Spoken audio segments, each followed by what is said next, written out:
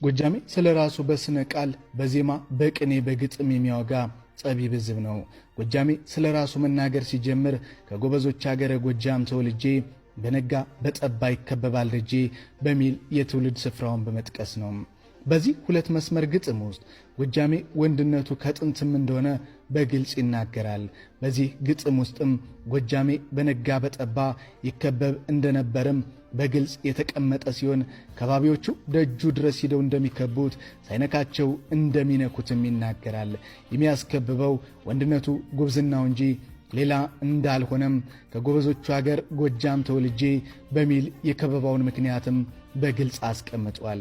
ይህ ግጥም ዛሬም ድረስ ነፍስ አለው። ጎጃሜ ችግር ሲገጥመው አንዲት ተማጽኖን ያሰማል። ተማጽኗ ዛሬ ድረስም ነፍስ ያላት ተማጽኖ ናት። ይቺው ተማጽኖም አባይ ጉደል ጉደል ቀጭን መንገድ አውጣ የከፋው ወንድ ልጅ ተሻግሮ እንዲመጣ የምትል ተማጽኖ ነች። ጎጃም የከፋ ሲደርስበት ከሰው ይልቅ የቀረበውን የአባይን ወንዝ ይማጸናል።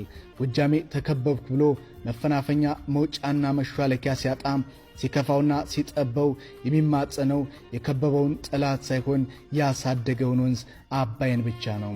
አባይና ጎጃሜ ልዩ መስተጋብር አላቸው። አባይ ወንዝ የበላይ ዘለቀ መፎከሪያ ነው። አባይም ጎጃሜን ሲቀና ይፈውሰዋል፣ ሲከፋ ደግሞ ይበለዋል። አባይ ተጠምቆ ጥበብ ያልሰረጸበት፣ አባይ ሞልቶ የበግልገል ያልበላበት እረኛ ጎጃም ምድር ላይ አይገኝም ቢባል ማጋነን አይሆንም። ለዚህም ይመስላል ከፍተኛ ችግር ሲገጥመው ለችግሩ እጁን ከመስጠት ይልቅ የአባይን ወንዝ የሚማጸን። በእርግጥ አባይንም ቢሆን ብዙም አይለማመጠውም። ትንሽዬ ቀጭን መንገድ ብቻ ነው የሚጠይቀው። አባይም ቢሆን ጎጃሜን ያውቀዋል። ጠይቆት እምቢ አሻፍረኛ አይለውም። ለከፋው ጎጃሜ ቀጭን መንገድ ብቻ ሳይሆን ለጠየቀው 5 ዓመትም የሚታመን ውሃ ነው። ጣና ገዳማት ውስጥ በነበረን አጭርና ፍሬያማ ቆይታ አንድ አካላዊ አይናቸው የተሰወረ መነኩሴ ይኸውን የባል አገር ግጥም ጥልቅ ትርጉም ሰጥተውም ተንትነው አውግተውናል። ጎጃሜ በዚህ ቃል ውስጥ ከተማጽኖም ባሻገር ትእዛዝ እያዘዘ ነው ብለውናል። መነኩሴው አክለውም በጭፍራ የተከበበ ሕዝብ ውሃን ማዘዝና በውሃ መሰልጠን ከጥንትም የነበረ ጥበብ ነው ብለውናል።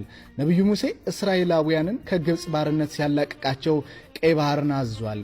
የሙሴ በትር ከግብፅ ጭፍራ ይልቅ በቀይ ባህር ላይ የሰለጠነች ነበረች በማለትም የእስራኤላውያንን ታሪክ አውስተውም አጫውተውናል። መነኩሴው አክለውም ጎጃሜ ከጥንትም ጠቢብ ነው። ከአንድ ጎጃሜ አንደበት የሚወጣ ቃል ዋዛ ፈዛዛ የለውም። ባለአራት ልሳን ነው። ነፍሱም ጥልቅ ናት። መንፈሱ ቅን ነው። ጥሪው ጥበብ፣ ተልኮው ሰማያዊ፣ ሀገሩ ልቡ ነው ብለውም ስለ ጎጃሜ በግልጽም አብራርተው ነግረውናል። መነኩሴው ይህን ብለው አላበቁም። በጥንት በአፄ ሲሲኒዮስ ዘመን ሃይማኖት ጠፍቶ ታሪክ ተበላሽቶ ካቶሊክም ገኖ ነበር። በዛን ወቅትም አንድ ጻድቅ ከጎጃም ተነስቶ ነበር። ዘራብሩክ ይባላል። ታዲያ የሀገሪቷ የፖለቲካ ማዕከል በወቅቱ ጎንደር ነበር። አፄ ሲሲኒዮስ ይህን ጻድቅ ጎንደር ወስደውም 5 ዓመት አስረውታል ይሉናል። ቀጥለውም የአባይ ወንዝ